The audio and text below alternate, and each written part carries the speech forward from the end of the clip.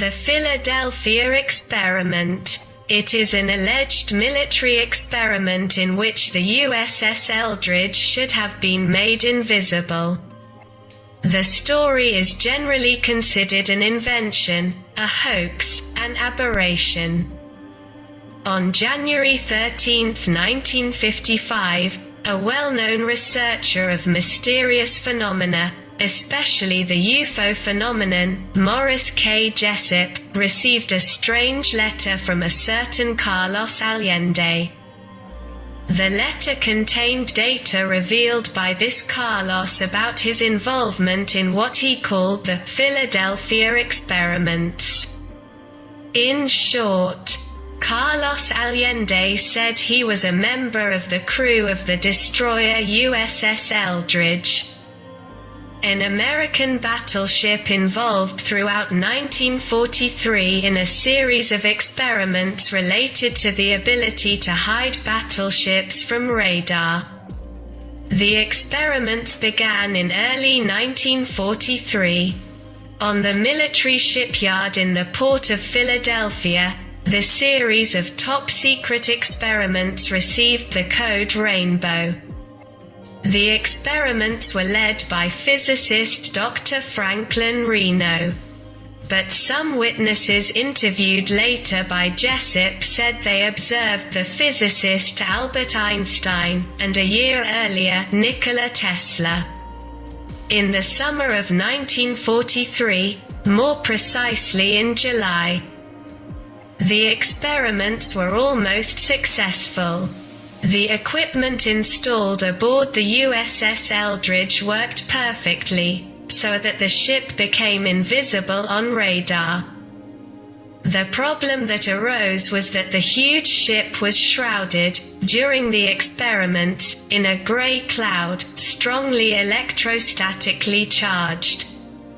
Witnesses on the ship said the metal equipment emitted strange blue-green sparks. Then, on October 28, 1943, the experiment was resumed, apparently to make the vessel invisible to the eye, just as a glass bead disappears into a glass of water. In the morning the experiment started. The ship was surrounded by the famous gray cloud. Then the pulsed energy in the equipment was gradually intensified. The sailors heard the rumble of the equipment and the witnesses saw, from the keys, how the ship disappears, together with the gray fog.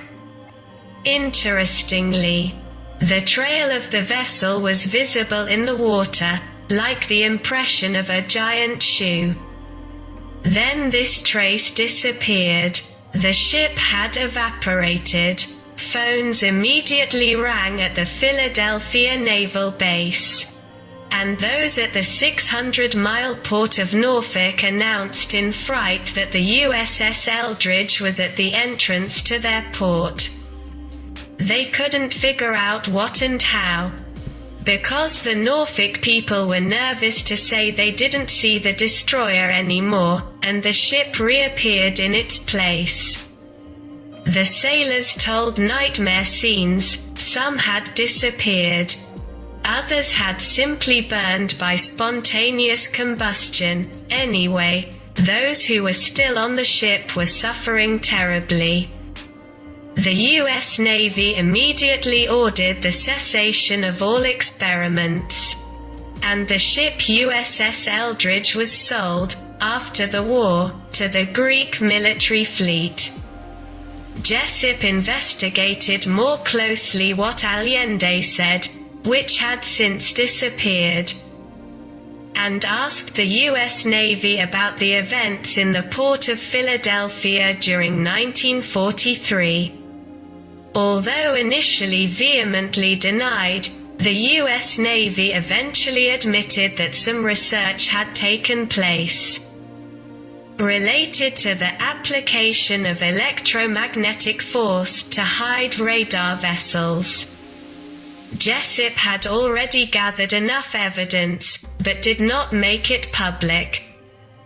as she committed suicide on a rainy evening by throwing herself from a hotel floor. Apparently, the man had no reason to die. He was at the height of his journalistic glory. But the police investigation established that he threw himself out of the window. The file containing the evidence related to the first successful teleportation experiment disappeared. And the opinion the public was left with a legend that will probably never be elucidated. What was that October morning in 1943 in the port of Philadelphia? During World War II, secret experiments took place in both enemy camps to develop new definitive weapons. The most well-known and successful, if we can say this, is the Manhattan Project that created the first atomic bomb. Its use in Hiroshima and Nagasaki, as many historians claim, led to the settlement of World War II. By the unconditional surrender of Japan and the avoidance of an imminent American invasion of Japan. However, the most bizarre experiment believed to have ever taken place is known as the Rainbow Project or the Philadelphia Experiment. On this mysterious project, rivers of ink have been flowing for almost 7 decades, without a single researcher being able to provide a satisfactory answer to what was supposed to have happened to the destroyer USS Eldridge in 1943. If for some, everything is just a farce of overly heated minds, the reality of long secret cases, see the Manhattan Project or the Habakkuk Project to build an ice carrier, has only watered the mill. Who believe that the bizarre teleportation of the American ship during World War II is still a reality well hidden by the Washington authorities. However, the story did not begin to take shape until the 1950s, when Carl Allen, a former warship captain, sent several letters to Dr. Morris K. Jessup, describing in great detail a particular experiment entitled Philadelphia. Leaving aside for the moment the accounts of the two, there are a series of concrete data regarding a project of such magnitude since the interwar period. The idea and the beginning of a bizarre experiment. There is a mysterious character who appears in the film, The Prestige 2006, directed by Christopher Nolan, Nikola Tesla. He provides one of the characters with a machine that, through electricity, multiplies an object or a living being. The story is partly related to him from the 1930s, at the University of Chicago, when he tried to make a body invisible through electricity. 9 years later, the project was moved to Princeton University of Advanced Studies, where it was co-opted into the research team by German Albert Einstein. The results of the studies were never made public, increasing their aura of mystery. Although urban legends woven around them say that the invisibility of objects had been achieved, even if the success involved only small objects. It was the starting point for what would become one of the most bizarre and controversial projects in history, the Philadelphia Experiment. In 1940, the first invisibility test was carried out, leading to the disappearance of a ship without personnel on board. Tesla immediately warned of serious problems that could have occurred if the ship had been on board at the time of Gauss's coils. However, the U.S. Navy, eager for new experiences, did not want to accept any postponement, which made Tesla, who did not want the destruction of human lives, to leave the project permanently in 1942. There are a number of stories that say that before to leave Tesla would have approved a test with some pets on board. The effects would have been disastrous, and that's why Tesla wouldn't want to try with people, but the pressure was already too much because of the fighting in the Atlantic and the Pacific. In 1943, Dr. von Neumann was led by a team of Dr. Gustav Clarkson, David Hilbert, and Henry Levinson. The objective was to continue investigations into the issue of the invisibility of human beings. After that of ships, apparently, on October 28, 1943, in the port of Philadelphia, U.S. military officials had made available to investigators the destroyer USS Eldridge to test the effects of invisibility on battleships. What followed will prove to be a screenplay worthy of horror movies. According to the legends woven around this experiment, shortly after the start of the powerful electric generators installed on the ship, the USS Eldridge was covered by a white-green fog that in a few minutes seemed to become material. Shortly afterwards, the ship disappeared from the field of view and radar screens for about 5 minutes to present a nightmare image to witnesses at the time of its reappearance. Many of the crew were charred in whole or in part, some showing signs of insanity or disappearing without a trace, while others were embedded in the ship's metal structure. Witnesses said that the USS Eldridge had suddenly appeared at the Norfolk Raid Base, about 600 miles away, and then disappeared in just a few minutes, as mysterious as it had appeared. Army officials stopped the experiment as a matter of urgency, silencing everything as if nothing had happened. The beginning of the story. Things will return to the present only in 1955, when the story we see today as the most mysterious experiment ever known begins to take shape. On January 12, 1955, Morris K. Jessup, a professor of mathematics and physics, an amateur astronomer, and author of a book entitled UFO Cases, received a mysterious letter from a certain Carlos Allende, detailing related details. The disappearance of the destroyer USS Eldridge, as well as the strange symptoms of the few survivors of the crew. Jessup would be shocked by what he learned. The letter stated that the sailors on the American ship had been left behind for unexplained reasons, where the side effects of teleportation were becoming increasingly apparent. Allende described the case of a survivor of the experiment who, at the table with his family, suddenly got up, took off his hat, and went out through the wall without anyone ever following him.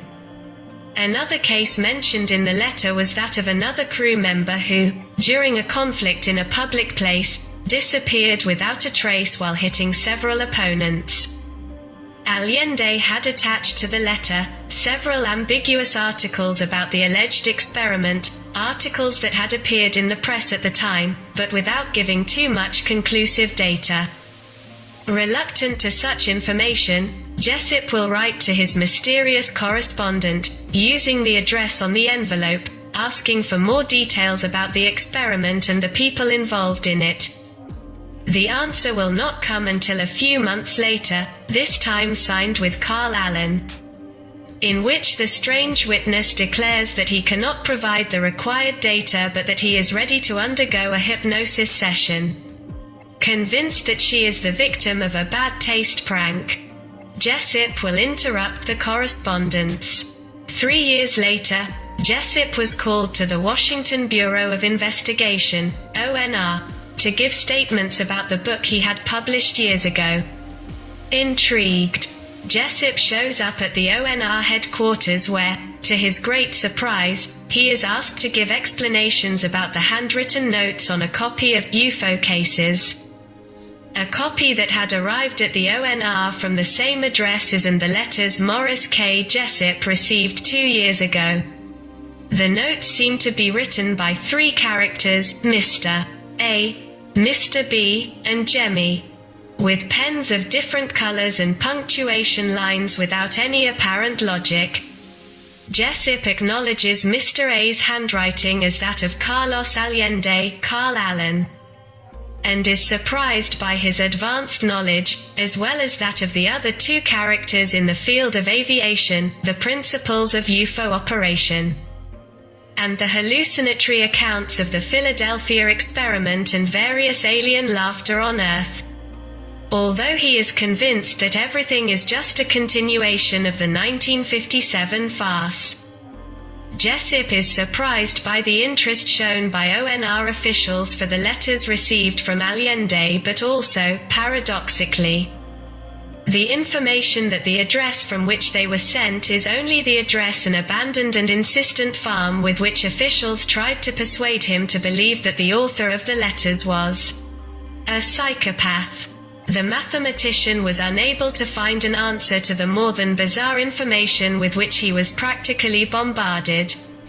On April 20, 1959, he was found dead in his own garage, suffocated with exhaust fumes. If it all seemed like a suicide due to a depression, well known, by the way, by family members, there were many who thought that the death was not accidental but rather due to the data he had obtained in connection with the experiment. Philadelphia. The story that Carlos Allende, Carl Allen, told was apparently the testimony of an awkward witness that Jessup later claimed by making even a few television documentaries about the experiment. But it was ironically contradicted by the U.S. Navy. Carl Allen's story. In October 1943, Carl Allen was second on the SS cruiser Andrew Furuseth, which, along with the USS Eldridge, was part of the convoy of warships USG-23. According to Allen and other sailors later questioned by Jessup in June 1943, the U.S. military had installed several experimental military machines and technologies on the USS Eldridge, most of them electronic equipment. Among them, 2 generators that distributed energy through 4 powerful deck-mounted magnets, power amplifier tubes and modulating circuits. According to witnesses, this whole arsenal was meant to generate massive electromagnetic fields, capable of hiding the entire cruiser in front of radio and light waves, thus making it invisible to enemy ships. Some of the sailors present on various ships in the USG-23 convoy confessed to Jessup that on October 28, 1943, tests of the equipment dedicated to the experiment were carried out on the USS Eldridge and that on the same day, around 17:00, the cruiser started the electromagnetic field generators. It seems that the invisibility technology worked because, according to the statements, the ship was shrouded in a greenish fog and then disappeared. After 10 minutes, the other cruisers in the convoy noticed that the USS Eldridge had not only disappeared from the radar and field of view, but had disappeared completely from its station.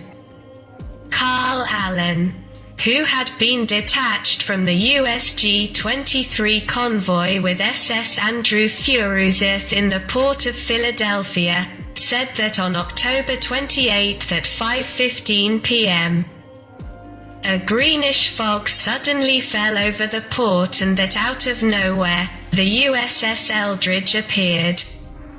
The cruiser would be stationed in Philadelphia until the next morning, when it would leave for Norfolk. During the night, several soldiers and medical teams allegedly boarded the ship. Allen believes that much of the USS Eldridge's crew was replaced that night. Jessup's research leads to the conclusion that during the experiment, some of the sailors in the original crew would have ended up in hospices, while others would simply have disappeared. Those who could be questioned confessed that they suffer from amnesia and that they do not remember ever being with the USS Eldridge in Philadelphia, which is also the point of view of the U.S. Navy. The U.S. Navy brought witnesses from SS Andrew Furuseth, who stated that the night of October 28, 1943 was a very ordinary one. Moreover, 5 veterans of Eldridge, who still live today, say they have no idea how the legend of the Philadelphia experiment began, but that they had a lot of fun about it. An additional argument for skeptics is that in no archive of the U.S. military, government, or secret services is there even the slightest mention of the experiment or of any particular incident involving the USS Eldridge, while other incidents, such as Roswell, are recorded in U.S. Army or CIA files. Arguments from both sides. The Pentagon has repeatedly denied any involvement in the alleged teleportation, invisibility project of the 1943 USS Eldridge. Well, the Philadelphia experiment is nothing more than one of hundreds of real cases, carefully hidden from prying eyes by public opinion.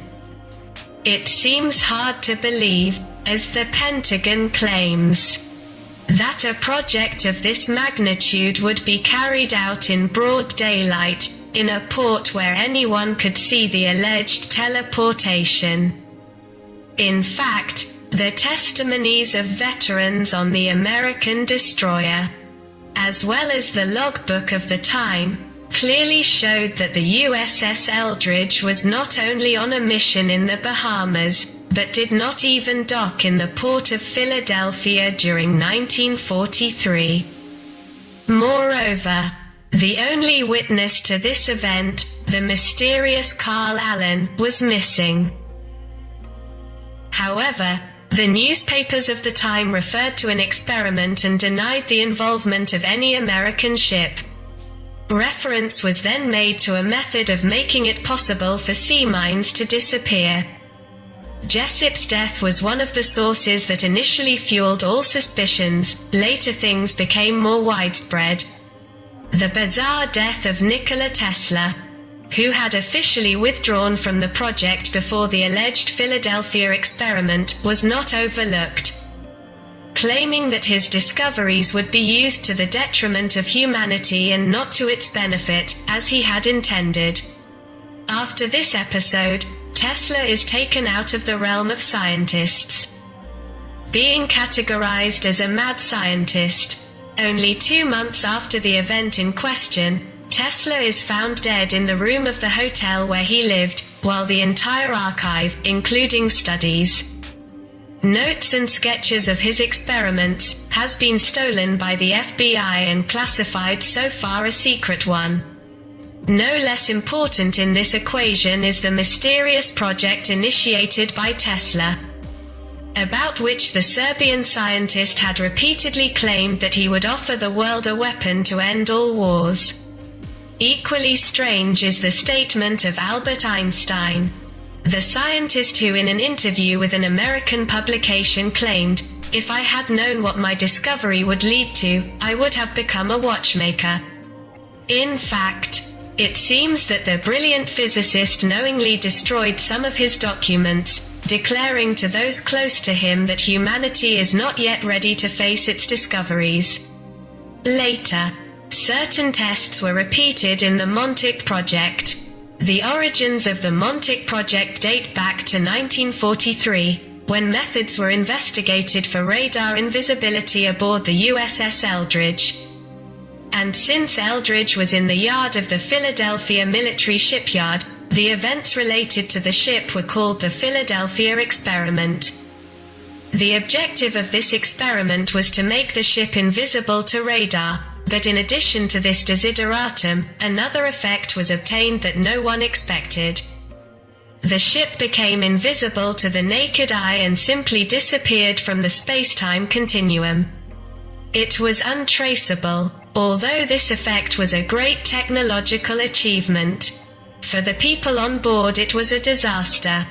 Several sailors on board were transported out of this dimension, of our world, and on their return were in a state of complete mental disorientation and terrible terror. Some of them were even with their bodies in the metal walls of the vessel. Those who survived were retired with the title, mentally inappropriate, or even discredited, and the whole business was hidden, classified. After the war, research continued to be led by Dr. von Neumann, who dealt with the technical aspects of the Philadelphia experiment. His new orders addressed the reasons why the human mind had not withstood the experiment and why humans could not be used in interdimensional experiments without causing disaster.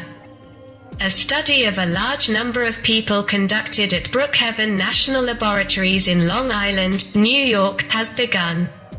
This was called the Phoenix Project.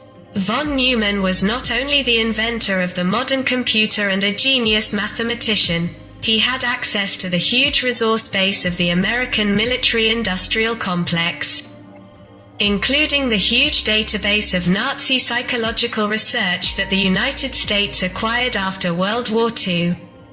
Based on this research, von Neumann attempted to use computer technology in conjunction with sophisticated radio equipment to connect the human mind to machinery. Over time, his efforts have been successful. After years of empirical experiments, human thoughts could be received using crystal-based radio receivers and then transmitted to a computer for storage. The thought pattern could then be displayed on a computer screen or printed on a piece of paper. All this then led to the creation of a virtual machine for reading the mind. At the same time, a technology was developed that allowed a thought that was transmitted by one person to be captured by the computer and then retransmitted to another person, affecting his mind. In conclusion, the Phoenix Project gained a superior understanding of how the mind works, viewed as a means, as a tool, and allowed for the further development of mind control techniques. The U.S. Congress had access to a special report on these matters and decided to abandon research in this direction. However, the concerns of some people in the military-industrial complex, which allowed the work to start from the beginning, meant that the decision of the American Congress was not taken into account, being seduced by the idea of controlling the minds of enemies in a war. A secret group with huge financial resources and ties to the military has decided to build a new research camp at Camp Hero, an abandoned U.S. Air Force station located at Cape Montauk, New York. The Montauk Project. The reason this camp was chosen is that it already had a huge SAGE-type radar antenna that emitted frequencies of 400 to 425 MHz. A frequency that coincided with that used for interaction with the human mind in previous phases of research. At the end of the 1960s, the reactivation of Camp Hero was done without military funds. By 1972, Project Montauk was well prepared to begin massive research into the mental control of humans, animals, and other life forms on Earth. Over the years, Montauk researchers have delved into perfecting mind control techniques and continued to explore human potential.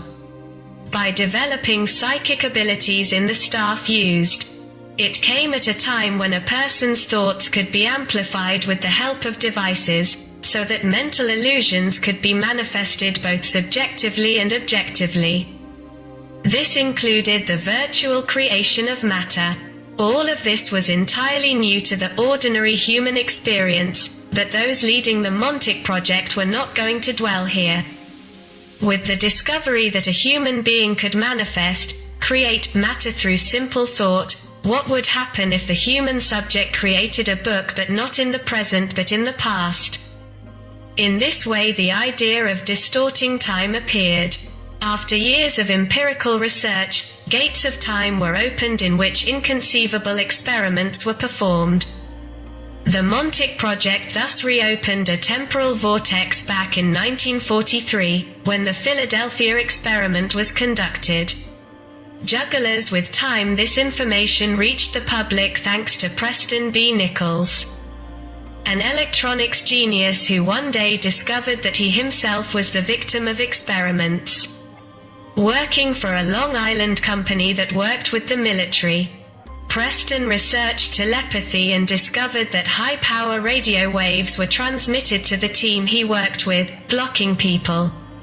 As a radio and electronics expert, Preston discovered that the transmitter was at the Montauk Air Force Station and began extensive research that lasted more than 10 years. He purchased many of the equipment used during the Montauk project and discovered to his amazement that many people in Montauk remembered him from the time he worked there. The climax was when his cousin's husband claimed Preston was working at Montauk. After long arguments for and against, Preston began to remember passages from his life that had been unknown to him until then. After talking with several scientists and engineers related to the Montauk project, Preston was able to put events together and find out what happened. Somehow, he had lived two lives. In one he had worked for Montauk, and in the other he had worked elsewhere. Preston's findings were confirmed when a man named Duncan Cameron appeared at the door of his house. Duncan says he had psychic research skills and was trained at the National Security Agency, NSA. Without telling him anything about his adventures in front of Montauk, Preston took Duncan to Montauk and was surprised to see that Duncan already knew the whole plan for the location of the Montauk base and was working there. Duncan was considered the first psychologically capable man to be used in time travel experiments and recalled being aboard the USS Eldridge during the Philadelphia experiment with his brother Edward, now known as Al Bielek. According to the two, Preston and Duncan, the Montauk project culminated on August 12, 1983. An entire time portal worked perfectly. But things got out of hand and Duncan gathered a group of people and decided to destroy the project. While sitting on the Montauk chair, a device connected to crystal radio receivers that transmitted thoughts through the giant sage antenna, Duncan materialized a giant monster from his subconscious that effectively destroyed the building. The people who worked at Camp Hero abruptly abandoned the base. The vents and the entrances to the basement were covered with cement. Although many tried to write books or do research on the subject, they did not succeed. For example, a New York Times reporter withdrew as soon as he discovered that the Montauk project was real. After the book, The Montauk Project: Experiments in Time, saw the light of day, research continued so that new arguments and evidence were discovered, thus preparing the publication of the volume, Revised Montauk: Adventures in Synchronicity, which proves that the Montauk experiments are closely related to the occult and secret societies. Scary details. Al Bielek says he and Preston were the two sailors maneuvering the special equipment on Eldridge, from the Philadelphia experiment. He claims that the movie, The Philadelphia Experiment, is essentially correct, but that when he and his brother jumped aboard the ship they did not wake up in the Nevada desert, as seen in the film, but at a secret base in Montauk, New York in 1984. He states that the government reopened the same experiment 40 years later, on the same day of the year, August 12, thus opening a time tunnel between the two dates. If this tunnel was not closed, then the whole world of this size was doomed to destruction. Al Bielek says his brother decided to stay in the future and he returned in 1943 to close the tunnel, destroying the equipment on Eldridge. He succeeded and the tunnel was thus closed. In 1984, this time tunnel was opened at Montauk with the help of aliens. Moreover, He states that a UFO was closely following the 1943 experiment and was trapped in the energy vortex and transported into the future. After his experience aboard the Eldridge, Al Bielek worked in a team developing nuclear technology but disagreed with the government's research. As a result, the government saw in him a danger and would have killed him. But its energy structure was closely linked to the two time travel experiments, 1943 and 1984. Therefore, they believed that his killing would cause major disruptions in the spatio-temporal continuum. It was thus taken to be reduced to the status of a child using a technology provided by aliens and was replaced by the son of the Bielek family in 1927. His brother, who had remained in the future, was fascinated by the Montauk time tunnel. He was trapped in the tunnel during experiments and died, for the same reason of not destroying the whole world. The decision was made to take his spirit, which had died, and using the same technology provided by the aliens, they put it in the body of their father's third son. So Preston had forgotten who he was, even though he had the same father.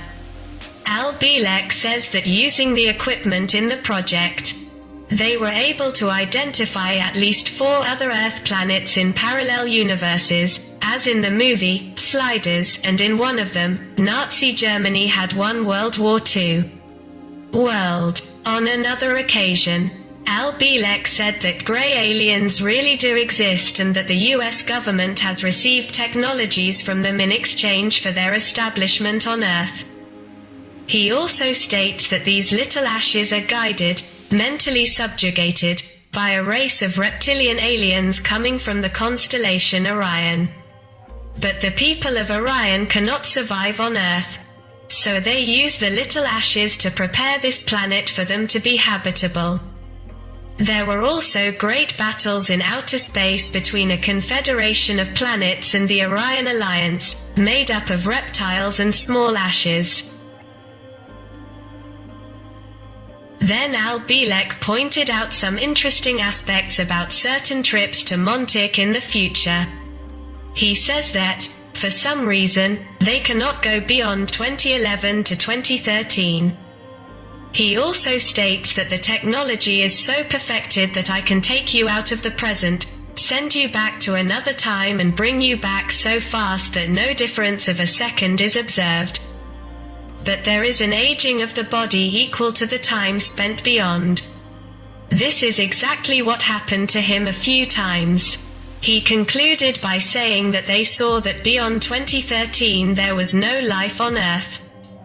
The explanation is one. Since in order to travel through time it is necessary that both departure and destination resonate, in other words, in the same vibrational dimension. Then it is clear that in the period 2011 to 2013 the Earth will make a leap frequency, a leap into another dimension. Therefore, the new time cannot be synchronized with the present one. Time travel then stops. There are a number of prophecies that announce that something extraordinarily important will happen during this time.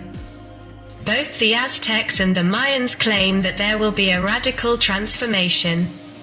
Also, on the wall next to the rooms of the Pharaoh in the Great Pyramid of Egypt, which is reached through the famous tunnel, there is a clear reference to 2011. The Mayan calendar called Tolkien, Tzolk'in, ends in 1012. Indeed, information about the Philadelphia experiment, the Montauk project, and extraterrestrial technologies will lead us to a true understanding of the reality of the universe we are in.